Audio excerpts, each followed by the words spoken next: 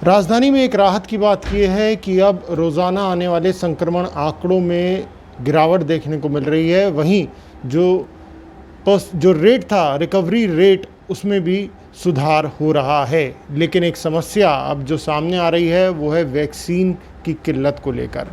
हमारे साथ आम आदमी पार्टी के राज्यसभा सांसद सुशील गुप्ता जी मौजूद हैं। सुशील जी, वैक्सीन की किल्लत अब सामने आ रही है और अगर वैक्सीन नहीं लग पाएगी तो आखिर कोरोना को किस तरीके से रोका जाएगा? देश की इस वैक्सीन की दिक्कत को रोकने के लिए दिल्ली के मुख्यमंत्री अरविंद केजरीवाल जी ने आज सुबह एक बहुत बेहतरीन सुझाव दिया है।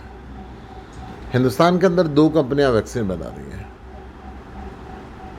केजरीवाल जी ने कहा कि और भी जितनी कंपनियां सक्षम हैं, भारत सरकार फार्मूला ले ले उनसे, जो उन दोनों कंपनियों से, और पर वैक्सीन जो दूसरी कंपनियां बनाएंगी उनको रॉयल्टी के रूप के अंदर कुछ पैसा जो उन्होंने इसको डायग्नोज करने के अंदर लगाया है, वो कुछ पैसा उनको दे दे ताकि देश के लोग बच सकें, जल्द से जल्द इनको वैक्सीन मिल सके।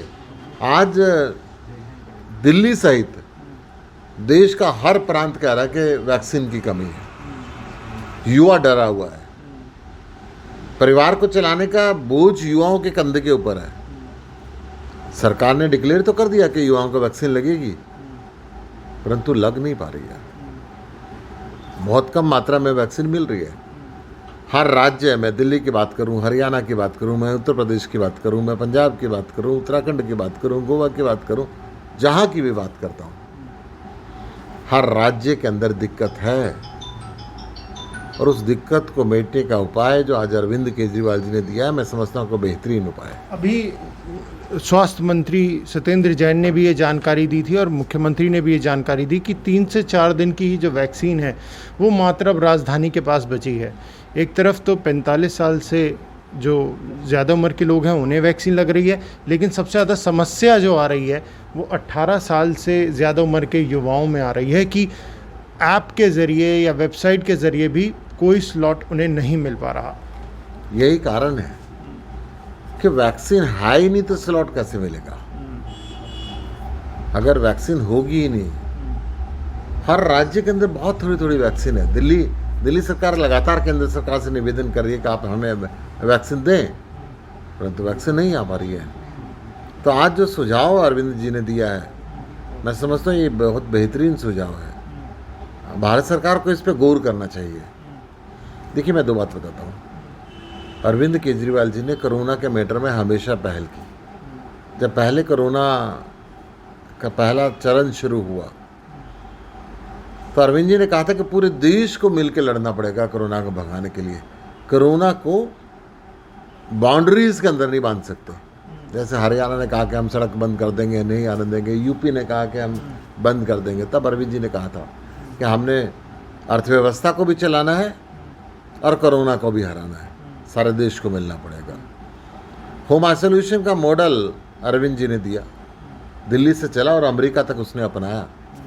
प्लाज्मा बैंक का मॉडल अरविंद केजरीवाल जी ने दिया। लेकिन जो सुझाव आज मुख्यमंत्री के द्वारा दिया गया है, क्या ये आपको तर्कसंगत लगता है? क्योंकि इसमें सिर्फ केंद्र सरकार का ही रोल नहीं बल्कि उन कंपनियों का भी मुख्य भूमिका रहने वाली है, क्योंकि फॉर्मूला उन्हीं के पास है। जब डिजास्टर मैनेजमेंट एक्ट लगा हो तो असीम शक्तियाँ भारत सरकार के पास आ जाती हैं।